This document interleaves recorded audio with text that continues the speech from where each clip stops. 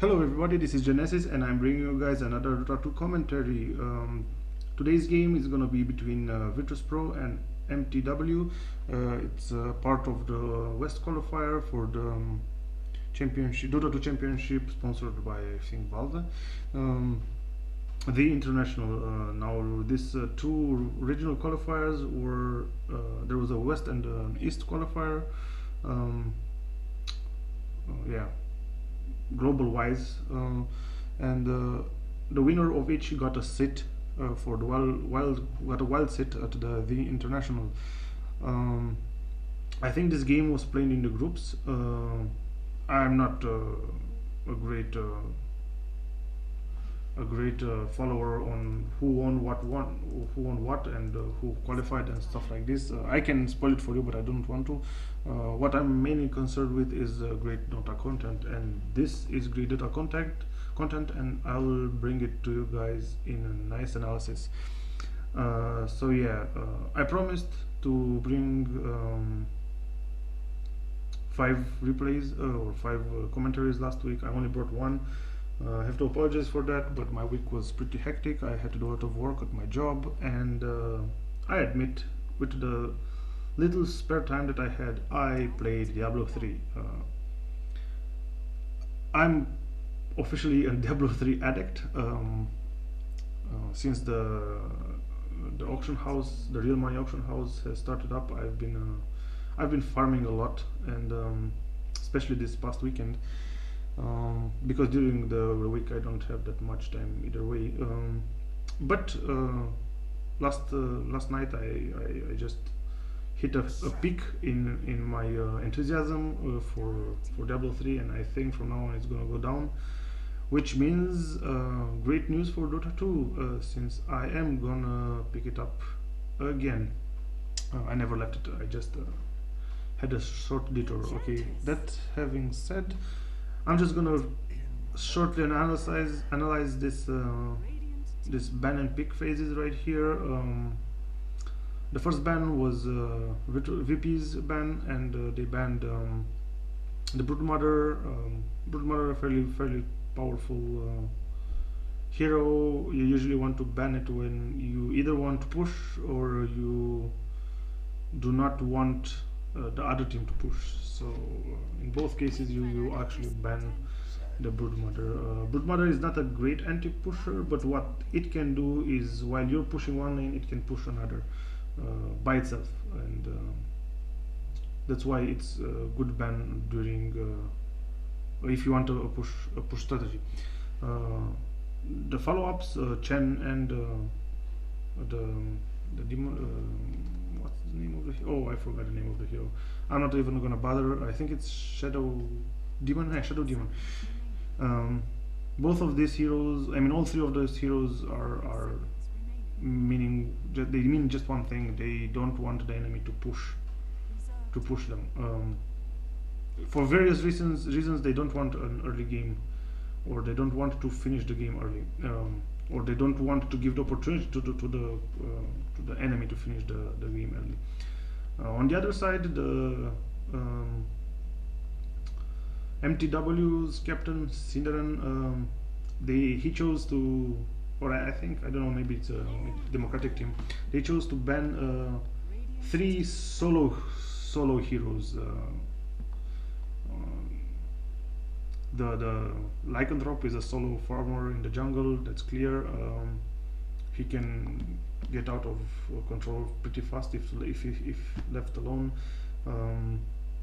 He's a current ban in the modern Dota, in nowadays Dota. He's just he seems overpowered at this moment.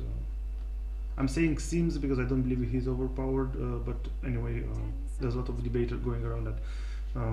The Darkseer is obviously a great solo pusher, and the Nature's Prophet, of course, a lot of map mobility. All 3 heroes are very mobile, and banning them means that they don't want the enemy to be mobile, or because they want some kind of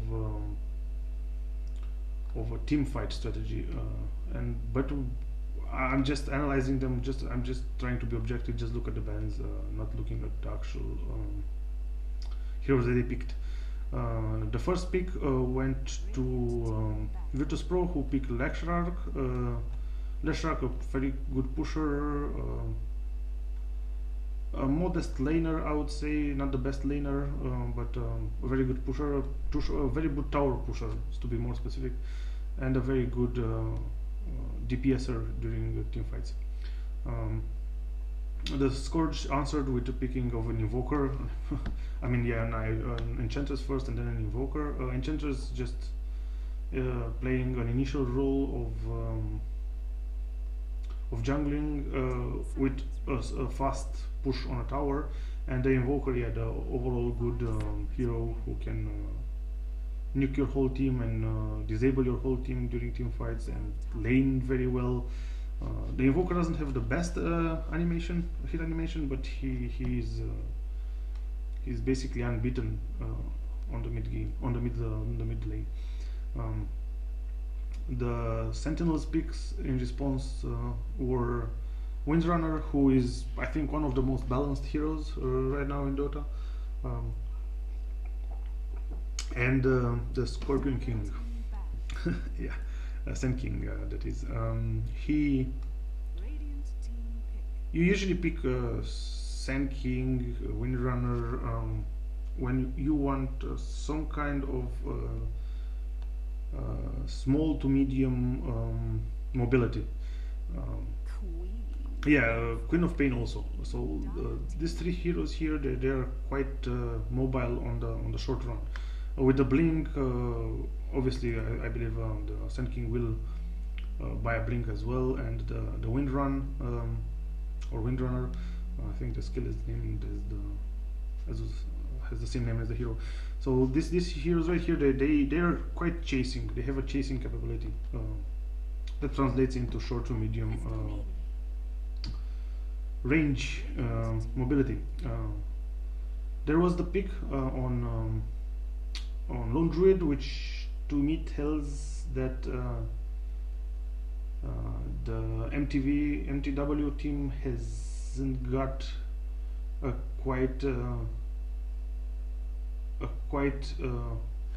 crispy goal that they want to achieve. I think they just want to be better overall, or be better on an average and win like that, since they do not have any kind of consistency here.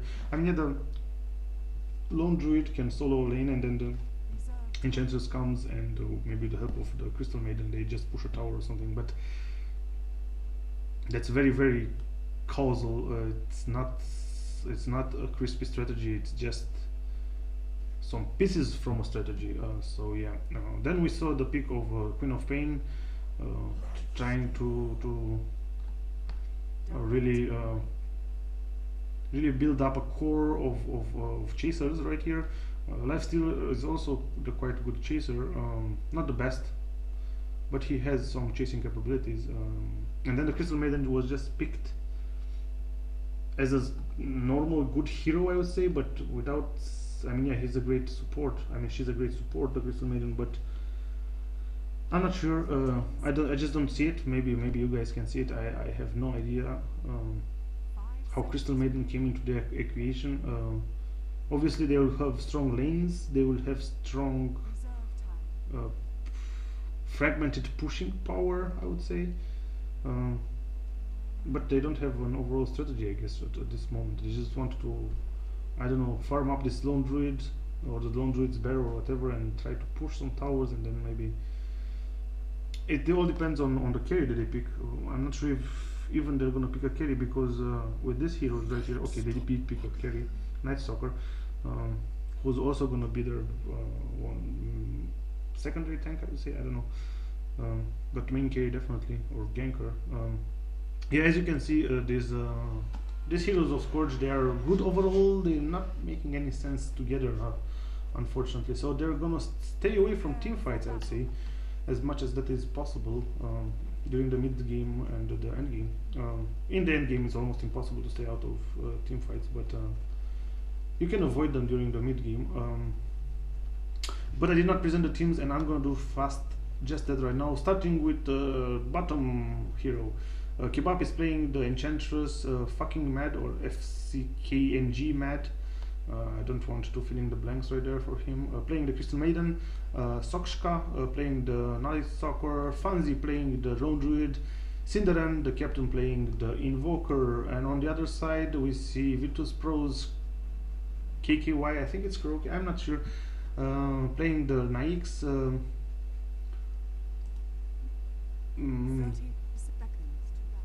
Blow Your Brain, okay, I just wanted to see that. Blow Your Brain, because his name doesn't fit here. Blow Your Brain playing the Queen of Pain. There's a pause, I'm just gonna skip right through it. I know you guys can see how much of the game has, how long the game will be. I'm just gonna hide it, and hopefully you're gonna get sucked into the game and forget about that. So Blow Your Brains playing the Queen of Pain, Scandal playing the Leshrac, Santa playing the Windrunner, and okay, I'm just gonna do this one more time. Okay, NS, okay, his name is good. So NS playing the Sen King. The initial skirmish, which nowadays players really love, hasn't happened. They didn't collide in a team fight, in an initial team fight. But maybe they can kill this Crystal Maiden. Oh yeah, for sure they can. This Crystal Maiden is dead, and the first blood goes to the Leshrac. Leshrac right now should have like yeah, 200 gold from that kill. Actually, shouldn't he have like 500? Maybe he did buy something, or he bought it immediately. I think the chick. Right. We can watch. I'm not sure. You get 250 for the kill, 250 for the first blood. Anyway, there it was, the first blood, and I think I was trying to say something, but I didn't. I forgot right now. Let me just take a sip of water. Okay, Crystal Maiden came back and did put that ward up there. That was her intent. That's why she got killed. So the Scourge are planning on farming the Sentinel's woods, which is a great thing, a great way to deny the farm to the Sentinel and keep the fight at the Sentinel's home, which is always something that you want to do. I wonder actually where the Lone Druid is, and probably he's going to be laning alone. Okay, he's at the top lane, laning along against the Windrunner. Should be pretty easy for the Lone Druid to outlane this this Windrunner, as you can see there. And there was another kill on the Enchantress. This time the Lifesteal gets the kill, and probably the Crystal Maiden will go down. No, because the Crystal Maiden has her back secured by the Night Stalker, who is gonna get a kill, and maybe a double kill. I don't know. No, maybe not. So that was just a fair exchange, 1-to-1. Enchantress for Leshrac, yeah, right. And the middle lane is just Queen of Pain against an Invoker. Queen of Pain is gonna lose this lane. That's why she basically. Oh, when another kill happened, then okay, I really need to watch this bottom lane. Okay, the reason I'm saying that that Queen of Pain is looking in this lane is that just because Invoker is pretty unstoppable after a certain level. Yeah, you can harass him with that slow. Okay, I'm gonna call it, okay, Shadow Strike. I called it a slow, but it's a Shadow Strike. But in the end, Invoker will go on top and will own this lane. Queen of Pain does have her bottle, so for rest of a couple of moments there, she will manage to get some last hit, but in a short while that won't be the case anymore.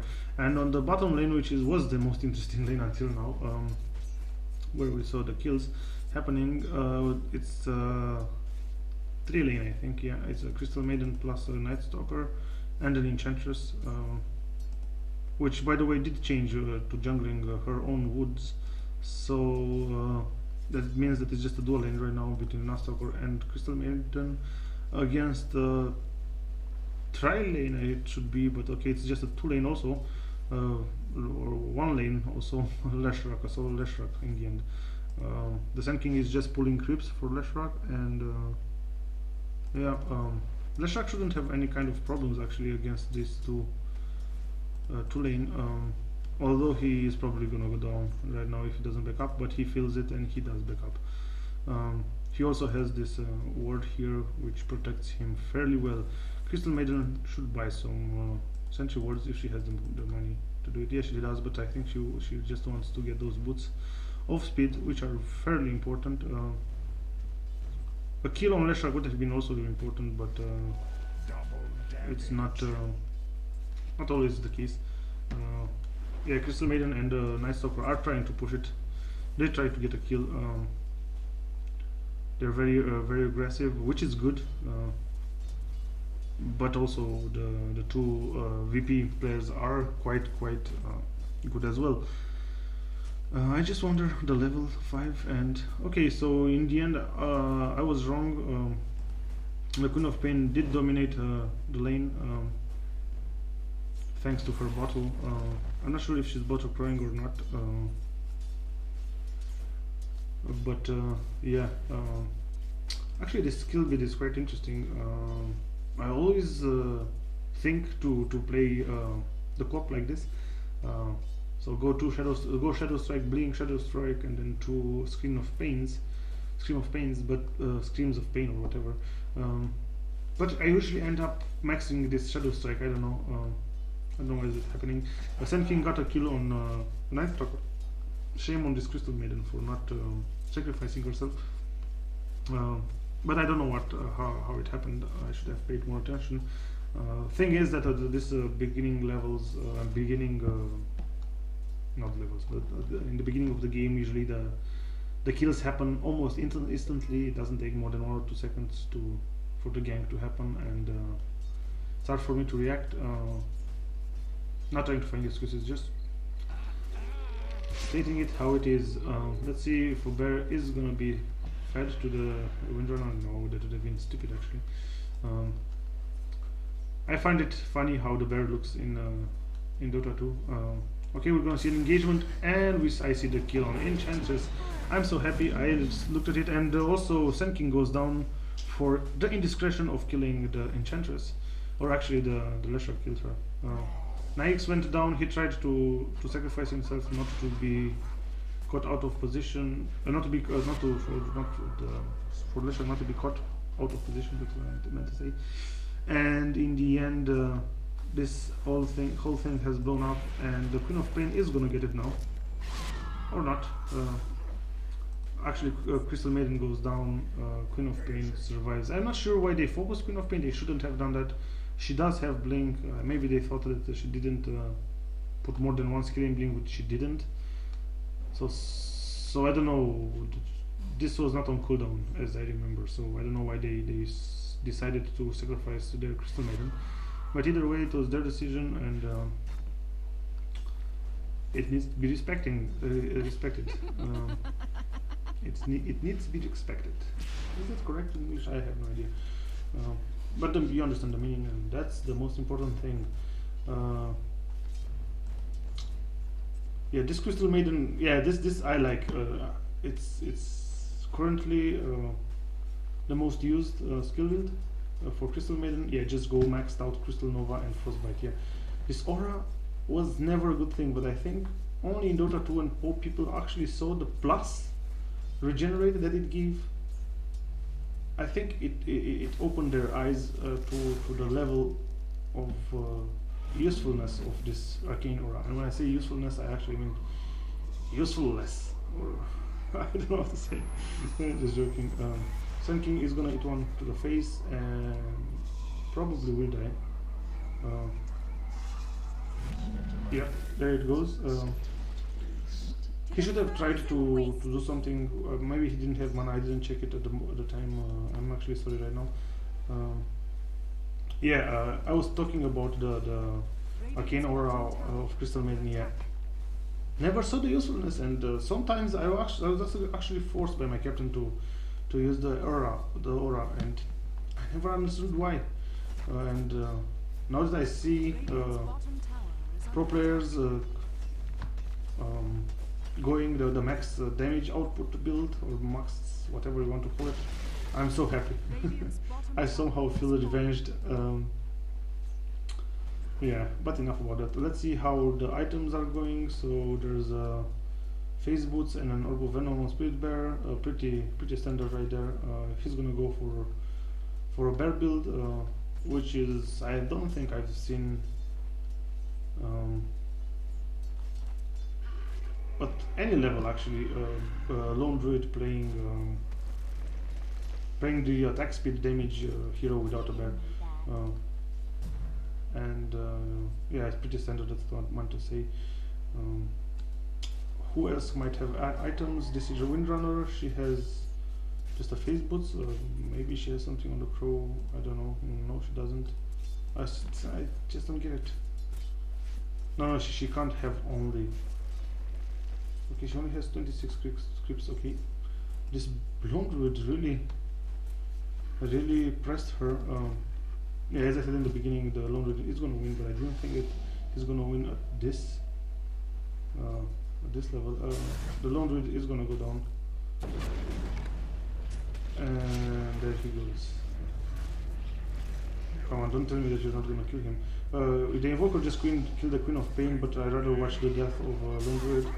Then, to be honest, I was not paying attention where that other thing happened.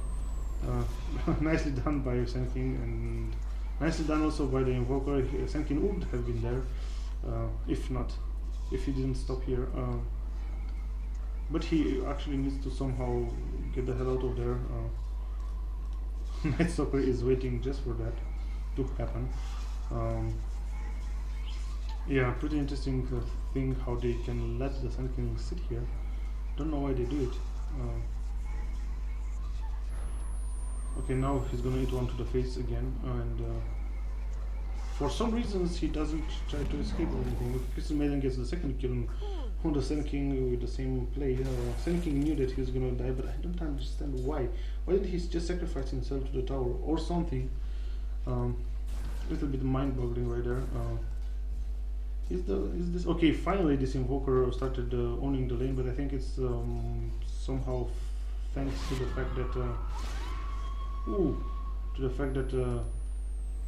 the Queen of Pain was ganked once by the Invoker himself. No, she was not ganked. I think it was a fair fight. Radiant structures are fortified. So yeah, now the Queen of Pain is becoming dominated by the Invoker, or they're at the peak where maybe they're both equally powerful. And now we see the power of the Leshrac trying to push this tower. This tower is gonna go down nonetheless. Come on, in 2 seconds this tower is a has-been, and whatever they do, even double TPing here will not meet anything. They cannot save that tower. Leshrac did go down, but I think they really wanted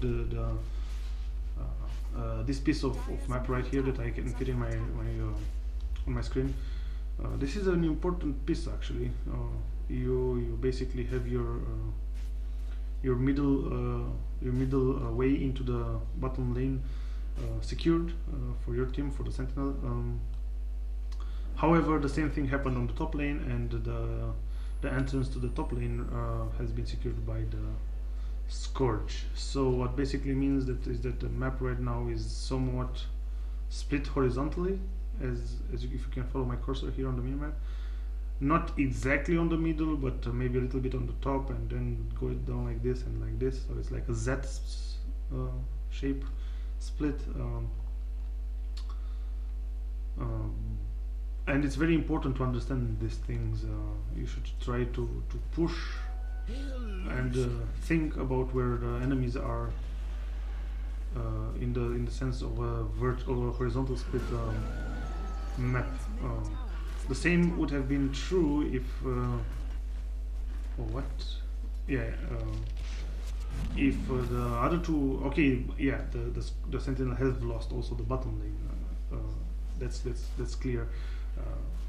So it's the split is not horizontal, as I said it. It's more of a win scenario for the Scourge, and the Sentinel has lost the middle tower. So the discussion is kind of null at this point, but for the sake of it, when if the top lane from the Scourge and the bottom lane from the Sentinel would have been lost, we would have talked about a vertical split of the map, of the minimap, and the strategies or your way of thought about the game at that moment must be very, very closely related to this split.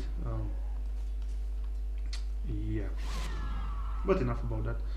It's just some boring thing in the end. And we see a gank try on the Night Stalker. They will get him. Night Stalker is gonna go down, and this basically means a top tower for the Sentinel. I wonder if they're gonna be able to put it out. Yeah, the top tower is gonna go down. Alright, some activity from the Scourge. They try to defend it, just the Invoker right now, and Sand King being powerfully... No, the Sand King is against... plays against the Invoker. Okay, they successfully defended the top tower, which is a sign that they want to be the more aggressive team right now. But they did lose Crystal Maiden. Okay, someone died. Okay, the Crystal Maiden died.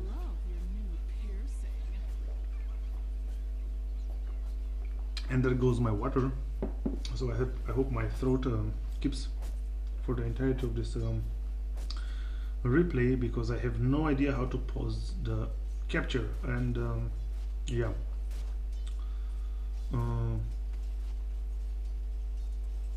Yeah, item-wise, come on, let's watch some items. So, Sand King has barely nothing. He's playing his support, it's okay. Windrunner, for a solo laner, she has just a few items, I would call them. Okay, she did play against that lone druid who is an animal, literally and figuratively, and yeah, maybe it's understandable. Leshrac, nothing much. He played the role of the roamer ganker style. I'm not sure exactly what he played, but the items reflect his playstyle, and it's correct, I would say. The Queen of Pain, Queen of Pain. She has not a lot of runes of items, that's for sure. She basically got overwhelmed by the Invoker, although she quite handled it. But let's just watch this gank on Windrunner. Windrunner is not gonna go down, thanks to her Windrunner ability and the fact that the cooldown on this slow is quite high, 8 seconds. Crystal Maiden, on the other hand, is gonna be saved by the Invoker. Okay, the Invoker has the Force Staff. That's how he managed to actually save the Crystal Maiden last time. Night Stalker did get himself a Sand King in the end, and everybody just cooled it down now. So Leshrac, Queen of Pain. I was saying she doesn't have that many items. She's going for a Force Staff, I think, or Aghanim Scepter, or I'm not sure what she's gonna do with this stuff of wizardry. The Force Staff makes sense. The Force Staff always makes sense. The slow from 2, yeah, I don't know. I really don't know. Maybe she's gonna go for the Aghanim Scepter. I would go for the Aghanim Scepter, just what I'm trying to say, I guess. The Lifestealer, he has his Mordigian or Armlet, and Boots of Power Threads and some cash, which means he managed to farm quite okay in the woods. Yeah, the Invoker has his Force Staff and also an Arcane Boots. Okay, this is new. Roshan has fallen to the dive. Roshan had just died, as you might have heard from the game itself. Yeah, Force Staff and Arcane Boots and a booster, point booster, working on his Aghanim Scepter. We see a chase happening right now. Leshrac is gonna be killed, I would say, is the correct word. That was bad positioning, nothing else there. It was not a great gank, it was not a great chase, it was just bad positioning from Leshrac. But you sometimes have to put yourself in a bad position to risk being in a bad position just so that you can get a good position. I know it sounds a little bit paradoxically, but that's how it is, and I'm going to say it as it lies. The lone druid has sacred relic. Okay, he has some nice items, I would have to say. Radiant's middle tower is under attack. Dire's top tower is I under attack. don't understand. Okay, finally. I didn't see where the bear was. Okay, so he got the phase boost for himself, and he's just gonna give the radiance on the spirit bear. I guess with the enrage right now the bear has a lot of move speed, so he doesn't need the extra that he would get from the phase boots. Or who knows, maybe phase boots don't work on the bear anymore. I'm not up to date to the current changes, hotfixes and such. But the lone druid, yeah, very nicely farmed. His bear is gonna get a sacred relic like in no time. Yeah, he's just like 300 gold away, or just a round of creeps and maybe the wood. Round of creeps will be enough. Night Stalker. Okay. He probably has his BKB. I'm not sure. Maybe he doesn't have it. Just the recipe. Other than that, nothing much. Wait, here is the Night Stalker. Nothing much, just because he was roaming a lot, not farming. But it's great if you can get that BKB. He's like 750 away from it. He is gonna be a beast in the mid game, and that's what he's going for. Scourge did lose the tower mid, and they're gonna lose an invoker on the process as well. Or yes, the invoker did go down there, and we're gonna see also lifesteal go down, and probably enchantress as well. Okay, enchantress did go down, so it's a 2-for-1 exchange because the invoker just bought back. There's a 3-for-1 exchange right now. Okay, 3-for-2. I'm sorry, that's what I meant to say. A 3-for-2, and Windrunner escapes, barely escapes from that engagement. So a tower and a kill for Scourge and 3 kills for Sentinel. The other way around, a tower and a kill for Sentinel and 3 kills for Scourge. No, a tower and 2 kills for Sentinel. Man, it's hard. Tower and 2 kills for Sentinel, 3 kills for Scourge.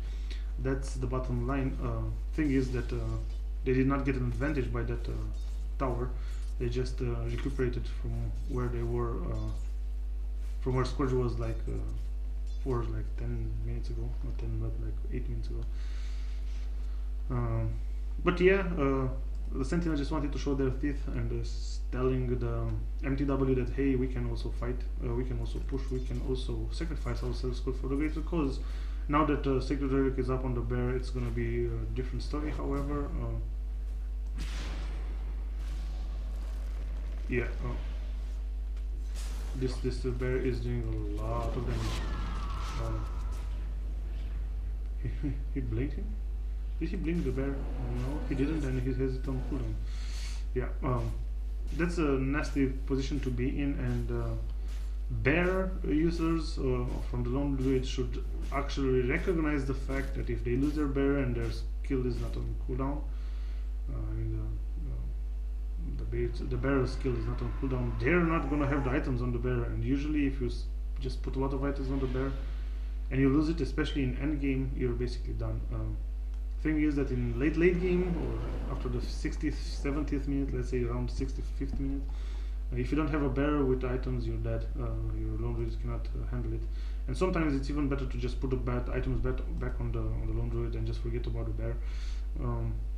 That works as well, and some players do it. Normally in tournaments we'd never see such long games, just because of the aggressiveness of the beginning of the game and the middle of the game and of the late of the game. Aggressiveness towards buildings and towards lanes. So because okay, a team might not, this doesn't mean that a team should be is aggressive from the beginning, but at some point before the 40 minutes, every team has an aggressive stance somewhere there, and they can do that just because they're farming so well, and they are capable of last hitting very well, and they can bring down the time that they need to farm items. So You can see pushes happening in the beginning of the game, you can see pushes beginning in the middle of the game, you can see pushes at the end of the game, but you will always see pushes, and this means that there's not going to be a 60-70 minutes game ever in tournament. Okay, maybe saying ever is a little too harsh or too direct or too extreme, but there are just a few of them, not very many of them. Already in the 50th minute, it's late game for tournament professionals. Yeah, and right now I think Sentinel is gonna eat it, just because this Radiance brings a lot of pushing power on this top tower, and yeah, there's a nice latch there from the Windrunner. Not very productive though. The team did not jump on the Scourge, but it did push them back. Okay, the game is paused right now, and I'm just wanna go through it. Okay, 3 minutes.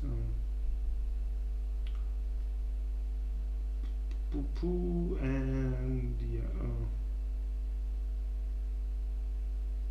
I would say that Sentinel is gonna lose this game, or as optimists and positive thinkers say, Scourge is gonna win this game. But the pause right now, I hope this replay is not cracked or anything. Okay, so they do decide to go. As you saw that there, you probably said there's not that much left of the game, so that that's the tale that I think that the Sentinel is Scourge is just going to win the next team fight and win the game in the end. So we see the fact that not having such a strong, well-defined end game or core of heroes that can work well together doesn't necessarily mean that you're not going to win the game. They have stronger heroes individually,